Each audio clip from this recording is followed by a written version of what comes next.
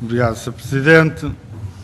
Senhores deputados, começava por saudar os representantes da Caixa Geral de Depósitos e começar por um breve introito sobre mais esta audição promovida pelo Grupo Parlamentar do PS sobre o processo da Simpor.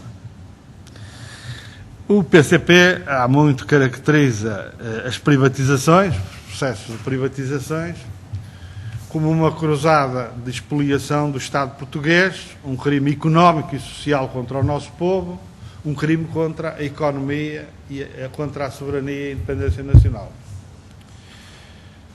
O PS hoje quer disfarçar as consequências das decisões de sucessivos governos das privatizações. Uma das consequências das privatizações é isto que está a acontecer com a Simpor. E até foi, no caso da Simpor, um governo do PS que abriu as hostilidades, avançando com a primeira fase da privatização da Simpor. Estamos a ter as conclusões lógicas desse processo.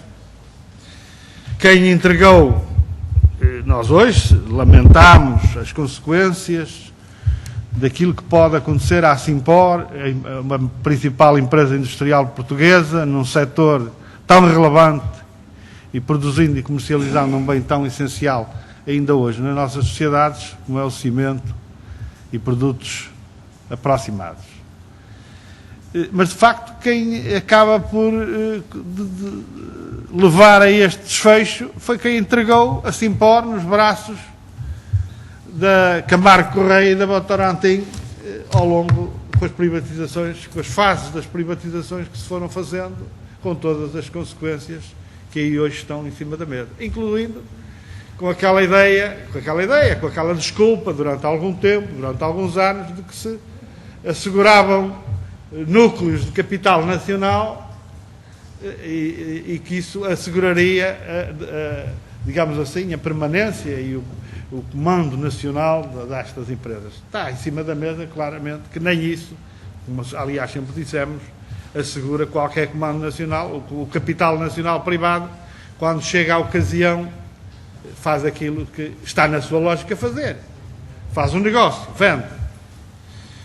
E, portanto, o que aconteceu, aquilo que inevitavelmente ia acontecer, é que a privatização de empresas estratégicas portuguesas, empresas centrais da economia nacional, estruturantes da economia nacional, as privatizações não são só um processo de privatizações, é um processo de desnacionalização, com todas as suas consequências para o país.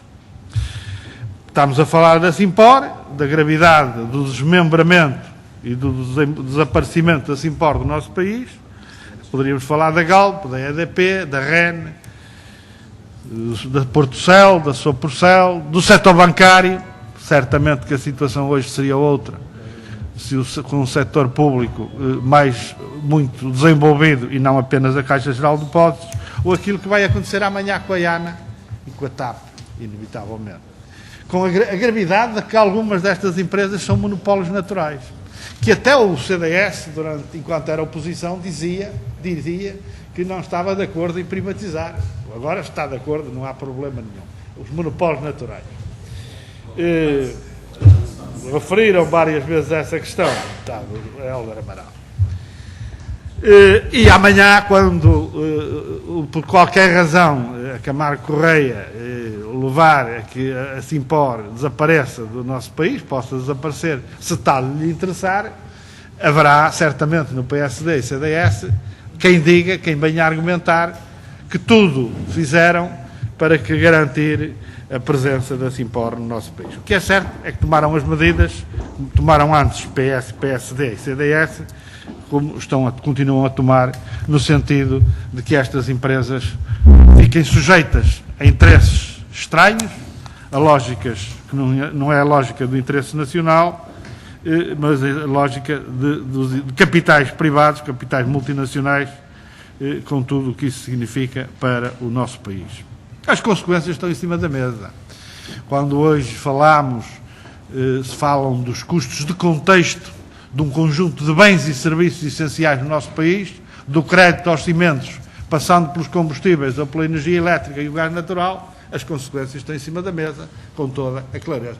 O professor Vintal Bento, insisto e repito esta ideia, até avaliou os custos durante os últimos 20 anos daquilo que aconteceu neste setor de bens teoricamente transacionáveis, de facto não transacionáveis, como é uma evidência. Eu, relativamente a este negócio, tenho as ideias no fundamental esclarecidas, embora acho que há de facto alguma contradição, para não dizer outra coisa, entre aquilo que aqui foi dito na audição anterior e aquilo que depois veio a lume.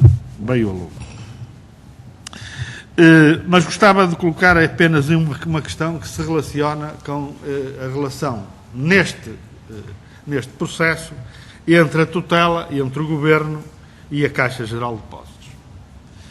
Teoricamente, a lógica da Caixa seria o melhor preço. Uma lógica estrita da Caixa, comercial da Caixa, num processo destes, seria o melhor preço.